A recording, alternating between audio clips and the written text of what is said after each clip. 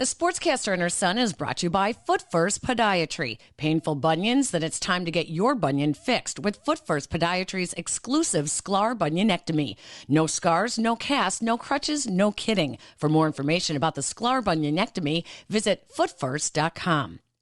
And by Electroflex, a global leader in electrical conduit for over 60 years, makers of Liquidite flexible conduit, electrically connecting our world.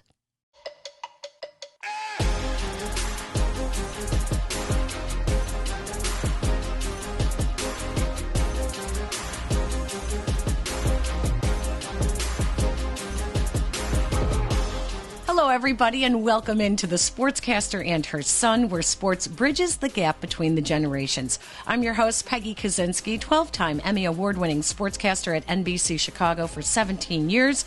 I'm the baby boomer, and I'm the mom. And I'm Jason, freshman at UT Austin, Generation Z. I'm on-air talent for Texas Student Television and a writer for College Basketball Review.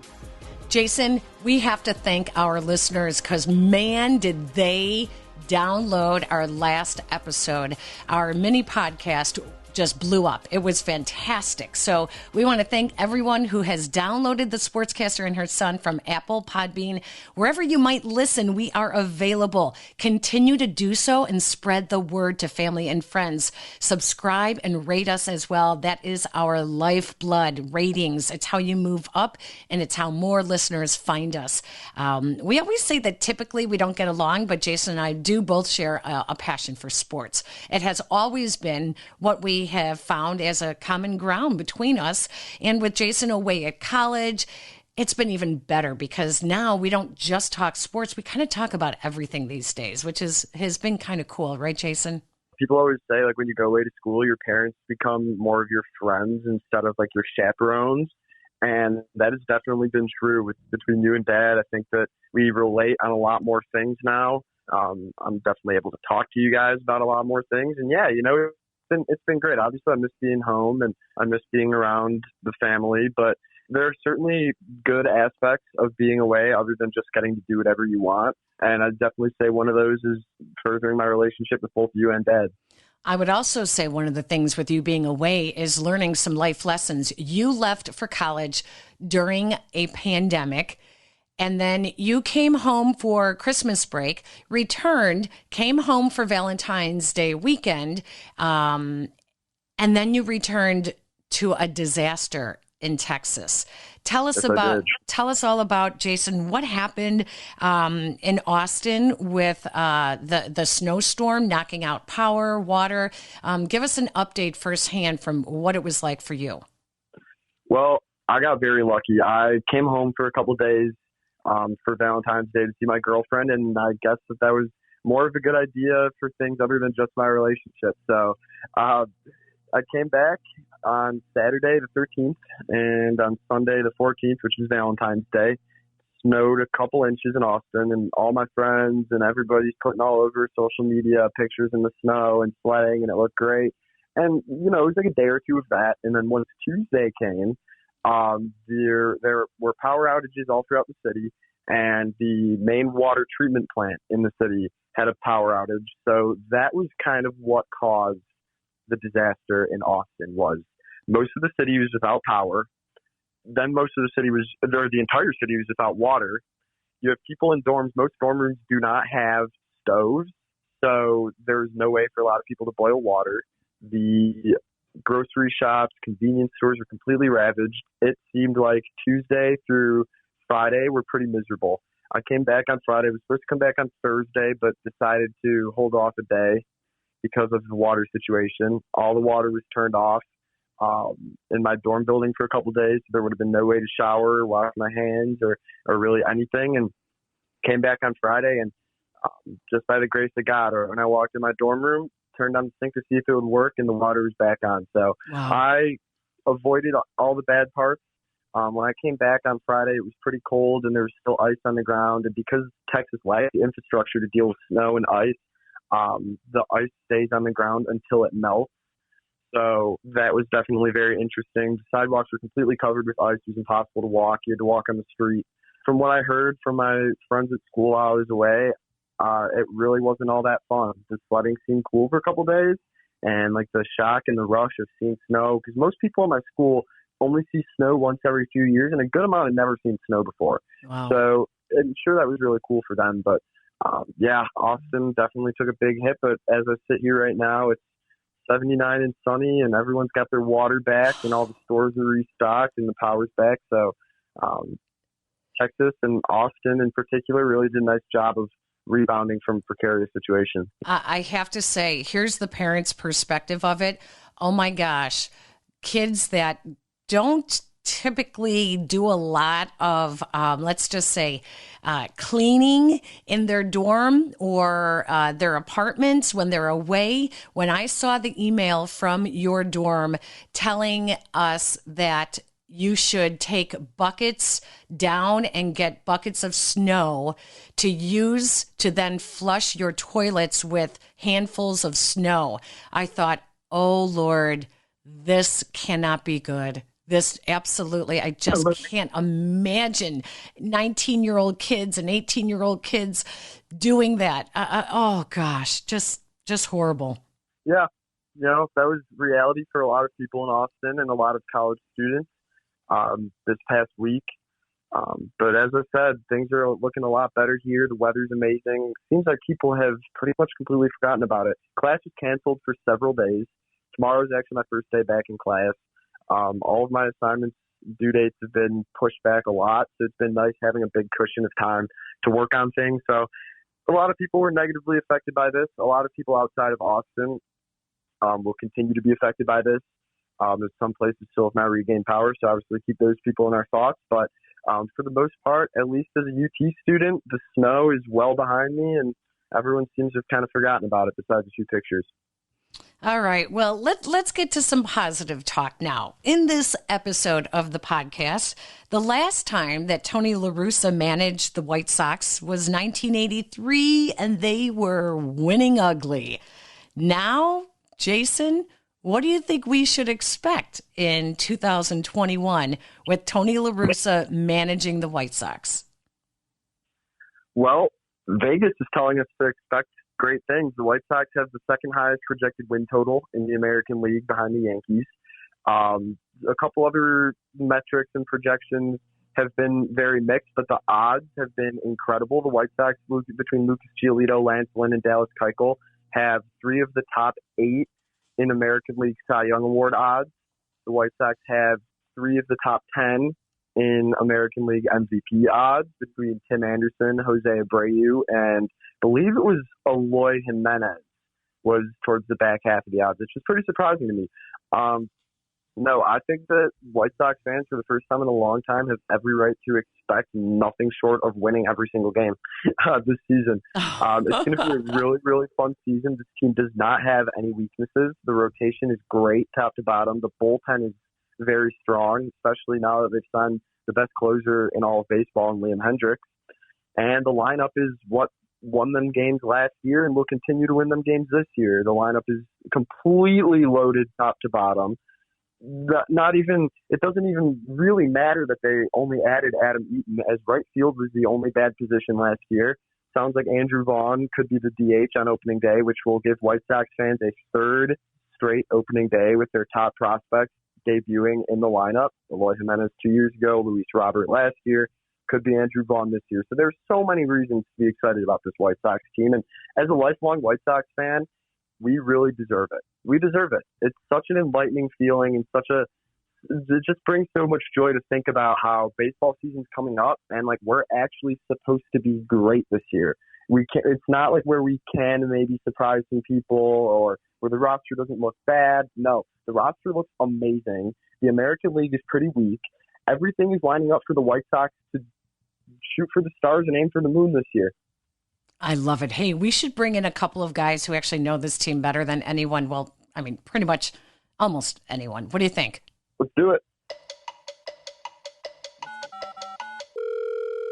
All right, Jason, we got Chuck Garfien and Ryan McGuffey, host of White Sox Talk podcast from NBC Sports Chicago, some old friends of mine taking some time out of their White Sox coverage at spring training to join us on the Sportscaster and her son. Hi, guys. How you doing?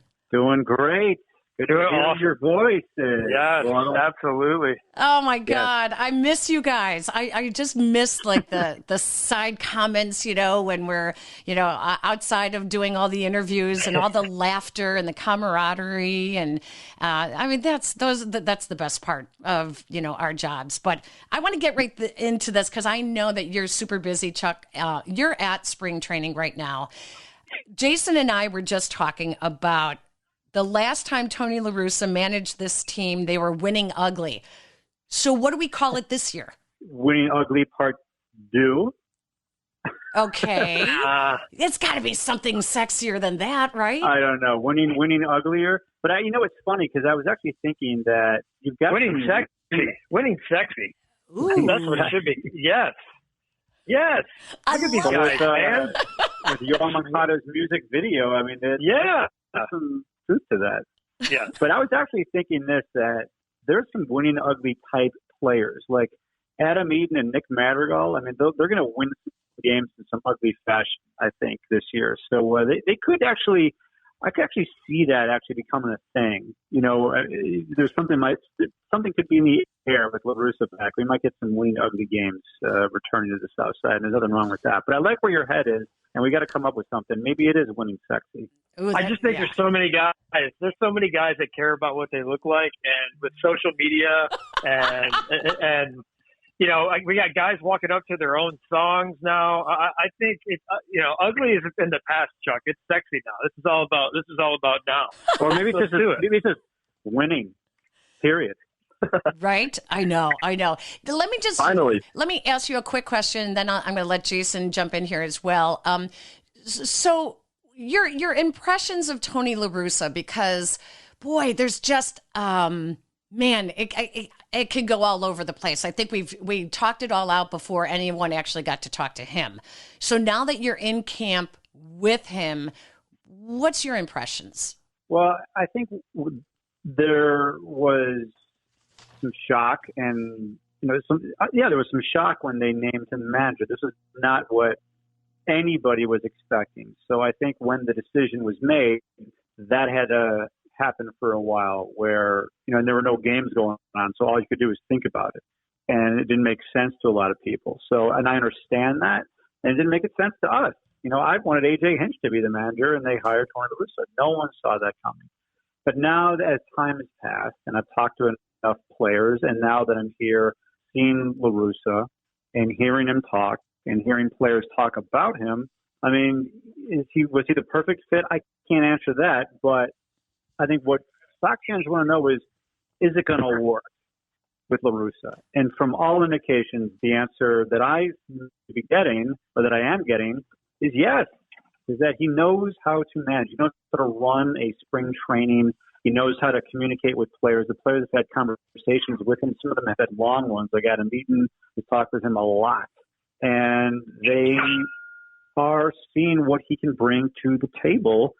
And, when the games begin, I think that's when you're really going to see his in-game management and how he fills out a lineup and how he operates the bullpen, where you're going to see, Tony La Russa be the guy that I think, Jerry Reinsdorf and company are hoping he'll become. And, but also he's 76 years old. He wants to win. And so, he thinks, he could have just stayed in, kind of managing retirement, but he's kind of, doing some stuff with his legacy because, he's already in the Hall of Fame. You're not going to change that, but he's adding to his resume, good or bad. And I think in the end, it'll be good.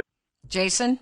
Looking at the roster on paper, it's clearly better than last year's. It's probably the most obvious comment of all time to say that Tony La Russa is a better manager, even with his age, than Ricky Renteria. But the one thing that I would say intrigues me, and is maybe the only reason for pessimism going into the year, is regardless of how bad or good the White Sox teams were under Renteria, they always had great chemistry. Now, that could have been due in part to the fact that Renteria was a bilingual manager, could connect to the players better, could connect to the clubhouse better. Now, with Tony La Russa, who everybody loves to criticize that he could be disconnected from the modern days of baseball, that's not even what my question and comment's about. What I worry about, and my question is, with the new personalities brought in, Liam Hendricks is one of the most outgoing and exuberant pitchers in all of baseball with his celebrations and with his demeanor. Lance Lynn, when the White Sox got him, I watched some interviews, and he's a very, very big, powerful presence, both physically and vocally in the clubhouse and on the mound. How is Tony La Russa going to be able to fit all of these pieces together to give the White Sox a championship chemistry? Because they already have a championship level roster. I mean, I think on that one, it's not really about Tony La Russa coming in here and like having a clubhouse conversation about chemistry. He's kind of walking into a chemistry that's already, you mentioned, that's already here. And you got to rely on the players to police the clubhouse and stuff, and let Tony La Russa be the guy to get involved if and when that time comes. But I don't think that this team needs that guy anymore. I don't think they need they don't need the dad, the cop, that person to be the guy who gives them all the rules and everything. I think Tony La Russa actually probably, I'm with Chuck. I kind of reiterate a lot of the things he said. I was not happy about Tony La Russa either, but as each day on these Zooms, I'm a little bit more, my eyes are a little bit more open to why he is the right guy or might be the right guy. I don't want to sit there and just deem him the right guy here a couple days in the spring training, but this mix that they have in terms of clubhouse chemistry, I just think it's the right mix of guys. And to me, they brought in Tony La Russa for accountability. Like, this is a guy, you're not learning how to win anymore. He knows how to win. And so if he sees something in May or June or August or September that he doesn't want to tolerate, or he knows that if it continues that it could lead to an early exit in October, that's why they brought him in. He's the guy that's supposed to take them and get them over the top, not the guy that gets them there. So I think that's his role to me, is that he's making sure some of these guys that may have gotten away with some stuff in the past, that stuff's nipped in the bud, and that this team's, they keep talking about World Series of Bust. It's not a media thing. They are going out there. It's the first time in a long time I can remember a Chicago team just kind of putting it out there without even having to ask the question. So that's my long-winded answer of what I think Tony La Russa's ultimate role is. Yeah, and you were talking about Renteria being bilingual. Well, so is Tony La Russa. He speaks fluent Spanish. Yep. So, he can talk to all these guys. And he's won 3 World Series. He's won 6 pennants. He's been to the playoffs with many teams, many eras. And, I think you can't say there's anybody who has seen everything, but if there is someone walking the earth as a manager who has pretty much seen the most, it's him. And Renteria was in a tough spot with the rotation when they got to the playoffs last year, so it's not all on him. But I do feel like this coaching staff will be better prepared for whatever comes their way this year as opposed to last year.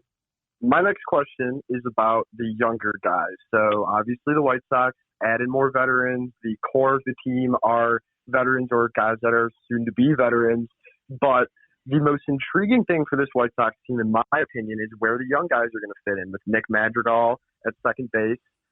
Andrew Vaughn could be the designated hitter on opening day. And my big question is, where do Garrett Crochet and Michael Kopech fit into the current roster as it stands right now?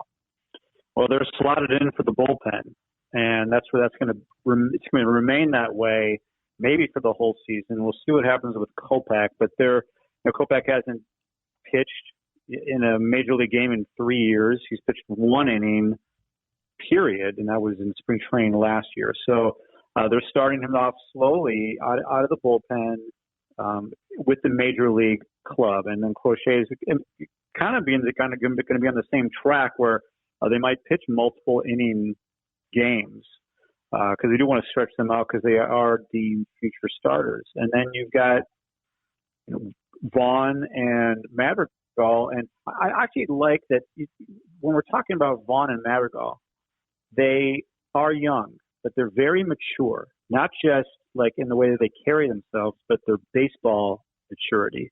So they are unfazed by the moment. They're unfazed by the idea that they're going to be on a team trying to make the playoffs. Now, I will say that Madrigal did struggle with some mental errors in the playoffs last year, but I think he'll learn from that.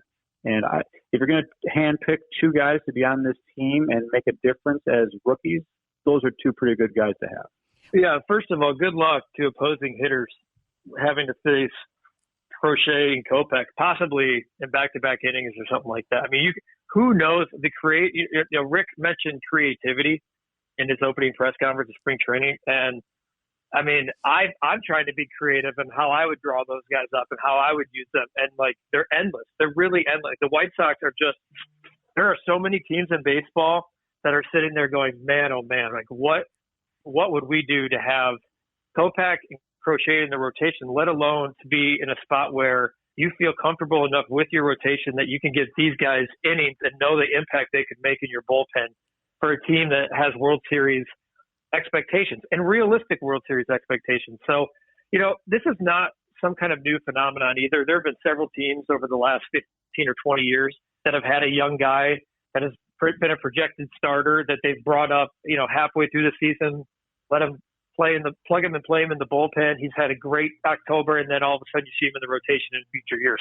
That's no different here. It's just the White Sox are in a great position to be able to have a lights-out bullpen. We know their back into the rotation has some question marks, but, Michael Kopech's not necessarily ready to slide in there. And what Chuck said about, the young guys like Madrigal and Vaughn, these are guys you don't have to have high expectations for. You can let a growing pain set in. You can let them struggle and let the big boxers you have high expectations for do what they're supposed to do, and it kind of masks an 0 for 4 from one of those guys, or a big error in the third inning from one of those guys. So that's exactly the type of situation that you want to be in. If you remember, over the past 4 or 5 years, the White Sox, they'd bring up Yoan Moncada, and that was such a spectacle.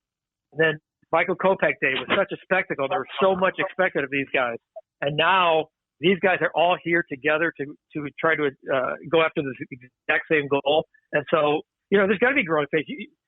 Luis Roberts in year 2. Eloy Jimenez is only in year 3. Like, all of these guys, in essence, are young. You kind of forget the fact that, like, Eloy is a young veteran at this point. You know what? I was thinking the exact same thing. I was sitting here shaking my head when Chuck was talking. I was like, oh my gosh, when you have so much talent on a team like this, you can make mistakes. The young guys, two things tend to happen. The spotlight is bright, but not as bright on them, and their mistakes are not as glaring if you don't have that supporting cast. And the other thing is, they tend to develop quicker because they're surrounded by so much talent. So that's what I was thinking with those guys. But along these same lines, I got to ask you guys, because I'm not around the team, with so many personalities. I mean, you look at all the great teams in Chicago, 85 Bears, 2010 Blackhawks, even the 2016 Cubs, the Bulls. Oh my gosh, you can't talk about the Jordan era with the Bulls. So many big personalities. Back to our conversation with Chuck Garfien and Ryan McGuffey in just a moment. But first, have you ever dealt with bunions? I have. It got to the point that I couldn't even wear any shoes without having shooting pain. Even at night, I couldn't even pull the covers over my foot. It hurt so bad. It didn't matter if I was wearing slippers or boots, gym shoes working out, or heels for a night out. The pain was intolerable. I finally decided to do something about it. That's when I heard about Foot First Podiatry and their exclusive procedure, the Sklar Bunionectomy. It has you on your feet the day after surgery. Are you kidding? Well, I had to see it to believe it. And you know what? They were right. Surgery was easy. I am so glad I did it. I walked out of surgery in a boot, no cast, no crutches, walking the same day. And you can be back in a gym shoe in 2 weeks. When I look at my foot now, there's no visual scar. And best of all, I am pain-free. So ladies and guys, don't walk around in pain like I did for years. Visit footfirst.com. And now back to our White Sox Talk podcast hosts, Ryan McGuffey, Chuck Garfien, joining us on the Sportscaster and her son. So many big personalities You guys both got to give me your favorite stories that we haven't heard about a player that makes you laugh. Like when you guys are going out after a day of covering the White Sox and when the bars are open again and everyone can sit around, swapping their stories. What is your story that you're going to tell people that is your favorite story that I might not know about one of these guys? Oh man. Well, let me begin by this, and I'm trying to not procrastinate. I'm trying to come up with a story. But that you can actually share. Yeah, it was a little bit. Not really that, but what I really wanted to say is that this is not anything like Sox fans are going to love watching this team and love the personalities. From our point of view and from our perspective, the pandemic stinks. Yep. Because we, as the media, are so limited to really show these personalities like we normally do. Like last year, we went to, before the pandemic, we took Lucas Giolito, Dylan Cease, Nick Madrigal, and Zach Birdie to Dave & Buster's, and they competed against each other. And they showed all their crazy, quirky personalities in competition with each other and their love for each other, and it was great. And, we can do stuff like that in spring training. But this year it is because of the pandemic, I've got one hand or sometimes both hands tied behind my back because the access, because of the pandemic, isn't there. So you're going to see flashes of the personalities, certainly during the games. But we in the media are a little limited for now to really show a lot of that personality because it's all there. But like we don't even have a camera here. But to show this stuff, the camera that we have right now from our channel is my iPhone. Oh my gosh. So they're a little different. I'll say this, Peggy. So this one hurts because of what Chuck said. I feel like we put in so much work with this rebuild to get to this point, to have this access to watch these guys get to this point, and to kind of have it all be just flatlined with Zooms and just, look, the pandemic has been awful. This is like first world problems to complain about media access in the pandemic. So, but I'll say, like, my favorite part about this whole thing, about these guys in particular, and you're right, like the personalities are at a 10 for the most part, is that we've got to do some really cool stuff along the way, and like in essence, kind of grown up with these guys and watch them get to this point where their personalities have become such a story.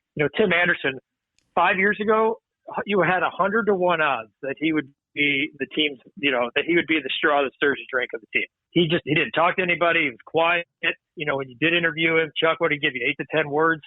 And now the guy's out there giving you money quote after money quote after money quote. But I mean, to go to the Dominican Republic with the entire group and to see these guys off the field, to see how much they care about each other, to see how much to really get to know the person, to do a deep dive in the minor leagues and really kind of see what makes these guys tick, to kind of feel like where you can understand this personality a lot more than maybe you just see on the field from, in the clubhouse for the 1 hour of access and then after the game and on the field. Like that, to me, no matter what, 2 years from now, 5 years from now, 10 years from now, when this whole window is done and this group becomes hopefully a very talked about group in Chicago sports history, like those will be the things I remember. They're stories for sure, but it's more about the experiences like we've shared. Like Chuck's had some, I've had some, we've had some together, we've had some separate. And I mean, I think it's safe to say, I pinch myself probably a little bit more now because when you're in it, Peggy, this, you definitely take it for granted. Yeah. And then when it's gone or taken away from you, you take a step back and really get an appreciation for some of the things you've done and some of the guys you've met along the way. Yeah, so one of my favorite things I've been able to do is it was 2019, and it was going to be Eloy Jimenez's first game at Wrigley. And so I'm like, okay, well, we're going to drive Eloy Jimenez from Guaranteed Rate Field to Wrigley. I remember this. So we got in my car, Duff was there, and I'm interviewing him on the drive. And, you drop them off. The story turned out great. And you're thinking, okay, that was awesome. That's good enough. I don't need anything more than that. And then the game happens. And he hits the game-winning home run. in the night. And the game was on our channel, but it was the Cubs call. So it was Len and JD. And they had to wear it. They had to wear the fact that this former Cub prospect traded for Jose Quintana, hits a game-winning home run, and then during the broadcast they come to me and I'm doing this sideline report saying that I drove with Eloy Jimenez to Wrigley Field. It's literally in the call, or maybe in the goodbye, Len and JD. I think JD says something I don't want you driving Eloy Jimenez here ever again. Yeah. I think he said that. I think Giolito might have been pitching the next day, and he was let's make sure that Chuck's not bringing Giolito to the ballpark tomorrow. Yeah. So wait, you realize it took 16 minutes of us talking about the White Sox before Tim Anderson's name even came up. That is unbelievable. That is unbelievable. I could sit here and talk about them forever because there is just so many great stories. Jason, you want to throw one last one out there before we wrap it up and give these guys back their time? Yeah, my last question would be looking past this season, because we already mentioned World Series or bust. It's at least the mentality of the team. Realistically, how big of a window do you think there is with the White Sox? As now we see the Cubs window closing and the Astros window closing. How big of a window do you think we could be looking at? Well, I would say, it's tough to really narrow it down, but I get your question. What helps the White Sox is that a lot of these guys are locked into long-term deals.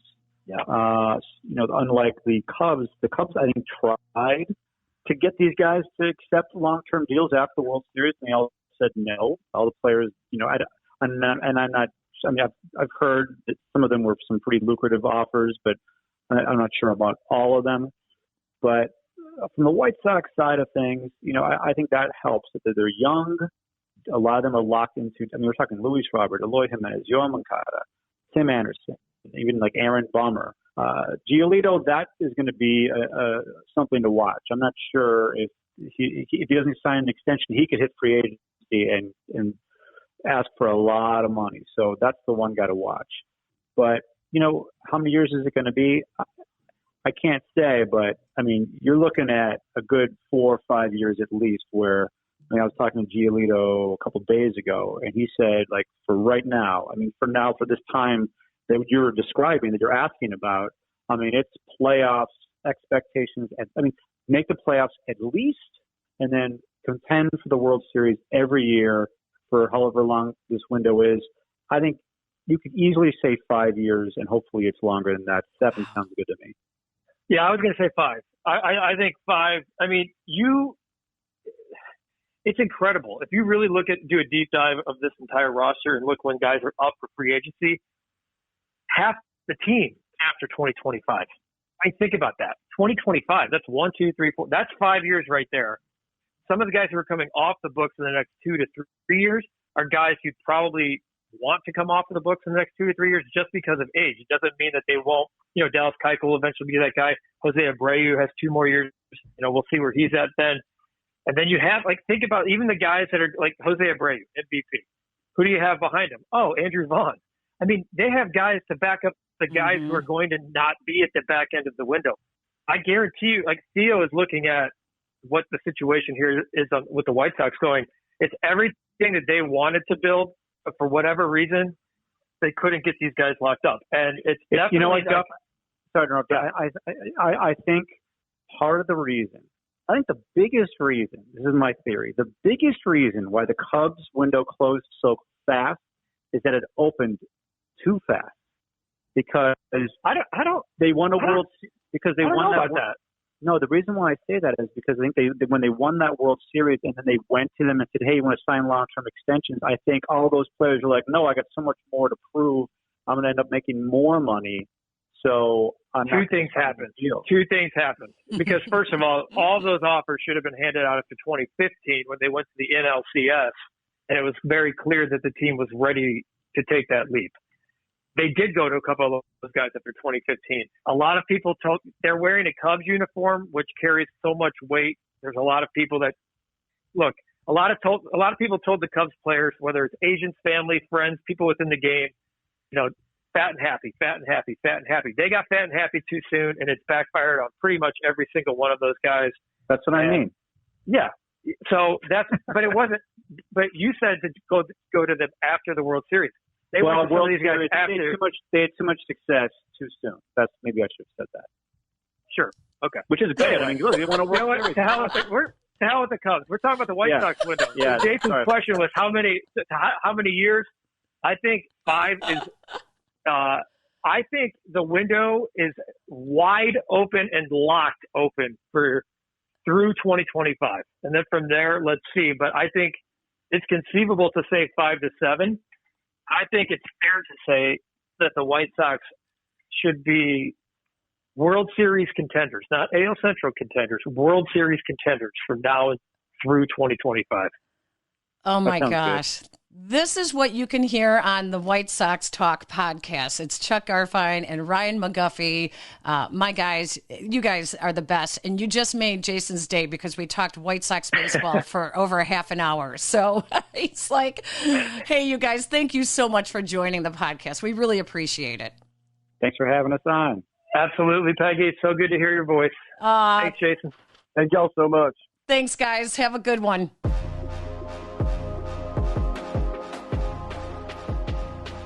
All right, something tells me we're going to talk a lot about the White Sox this year. I mean, it's just up and down. Don't we always at home?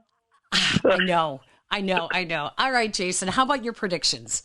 All right, my predictions. So I know that this episode, the focus was the White Sox, so I am going to throw a little curveball here. My first prediction will be Cubs-based. I'm going to say that the Cubs lose 90 games this year. I'm going to say that 2 of the following players will be traded at the deadline: Wilson Contreras, Anthony Rizzo, Chris Bryant, Javi Baez. Cubs have absolutely no money to spend.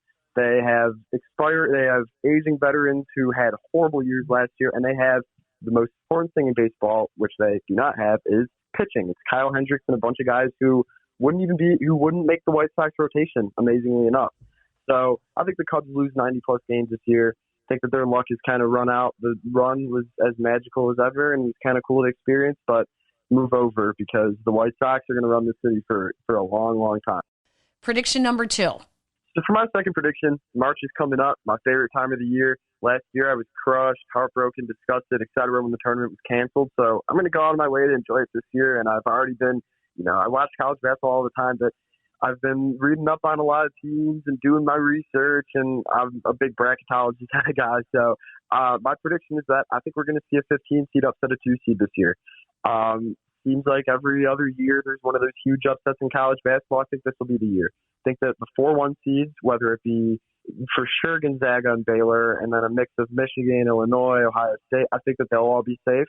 But once you get past those top 5 or 6 teams, there's a massive drop-off, and you could be seeing some teams that are 2 seeds, such as Houston or Alabama or Oklahoma, who obviously they're great teams because they're 2 seeds, but they have played some pretty bad teams close. Houston lost to Eastern Carolina, who had like a 20-something game conference losing streak just a couple weeks ago. So I think that this is a year when we are going to see a powerhouse team in college basketball go down in the first round. So that's my major prediction for college basketball. Obviously, we'll talk more about it as it comes up, but just kind of planting the seeds for my be able to stake my claim that I called it before anyone else did. Okay, and now a final prediction. Anything that's non-sports related, or are you going to go all sports this time? Oh, I'm going to go all sports this time, okay, as I typically do. And I'm going to say that the Chicago Bears quarterback, we talked about this earlier, and between that last episode talking about the Bears and their quarterback situation, and now Carson Wentz is gone to Indianapolis, so that takes a major target off the board for the Bears. I'm sure everyone's really wondering who they're going to get.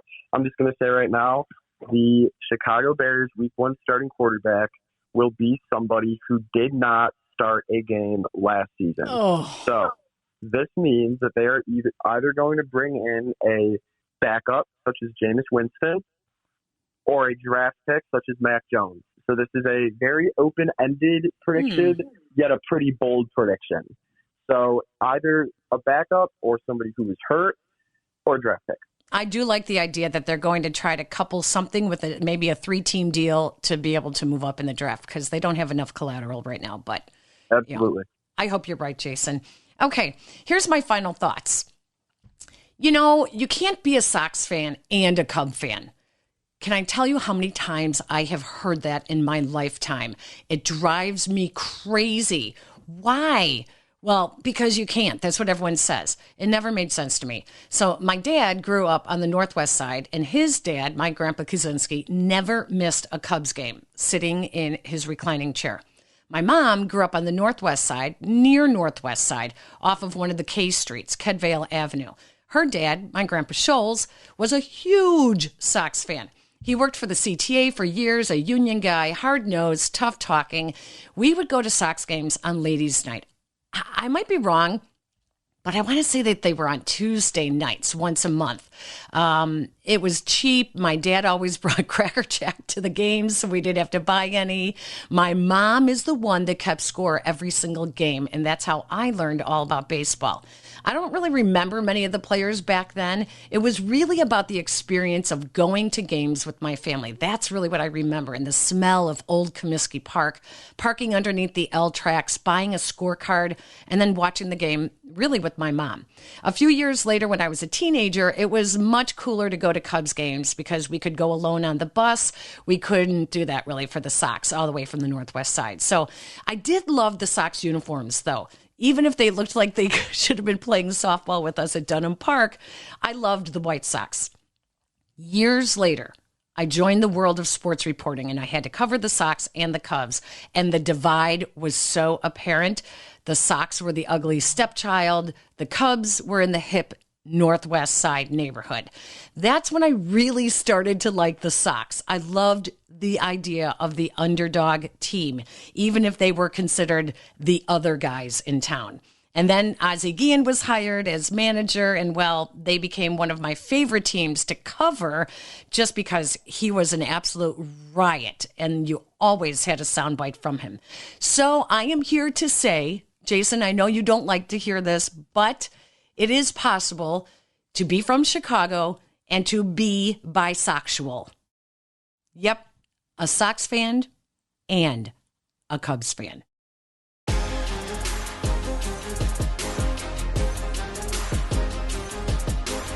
Might ruffle some feathers with that term, Mom. Our thanks go to Chuck Garfien and Ryan McGuffey of the White Sox Talk podcast, heard wherever you get your podcast audio. You can follow Chuck on NBC Sports Chicago's White Sox broadcast and on Twitter at Chuck Garfien. And Guff is behind the scenes at NBC Sports Chicago, producing some of the best White Sox content you will find. He's also on Twitter at Ryan McGuffey.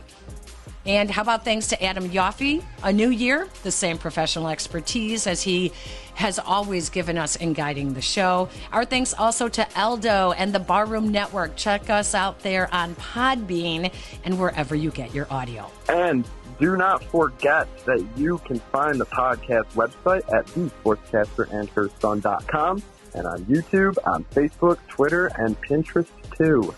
You know what, Jason? I think I'll post a picture of my grandpa Scholes, the White Sox fan. He has some great old baseball pictures. He actually played against Satchel Paige in these industrial baseball leagues. So I think we'll put that up on the Sportscaster&herson.com and on Facebook and Twitter too. So thank you, everyone. Remember to download, subscribe, rate our podcasts on Apple, Podbean, Google Podcasts, wherever you may listen. Thank you to our 15,000 plus listens and downloads and counting. Stay safe, Jason. Goodbye, everybody.